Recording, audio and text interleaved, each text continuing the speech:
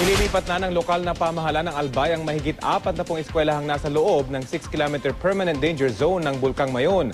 Plano na ring bilhin ng lokal na pamahalaan ng lupa na pasok sa danger zone para hindi na balikan ng mga residente.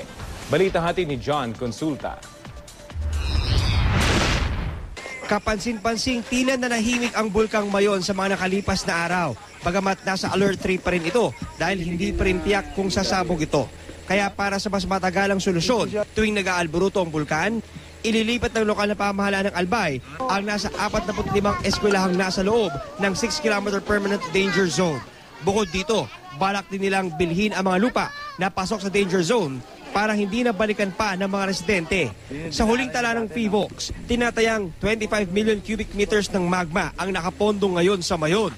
Maaaring lumabas ito kapag natuloy ang pagsabog. Wala pong nakikita physically, pero ang tinitingnan po namin yung inside ng Mayon kung ano ang nangyayari. Pinipilit ng Mayon na pumutok, kaya lang kulang ang pwersa na galing sa ilalim. The goal is zero casualty and the doctrine is safety.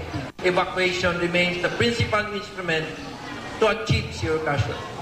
Inanunsyo naman ng Department of Budget and Management o DBM ang paglalabas ng 61.5 million pesos na pondo bilang pandagdag sa relief operations ng lokal na pamahalaan ng Albay. Nag-ambagan naman ng tig 90 pesos mula sa kanilang subsistence allowance ang mga sundalo ng Army, Navy at Air Force ng Southern Luzon Command. Ang nalikom nilang 602,000 pesos ipinambili ng relief assistance para sa mahigit 2,000 pamilya. Madali namang kausapin yung mga sundalo kasi sanay na kami na laging pag may mga calamity, ang sinasabi lang namin is bayanihan para sa bayan.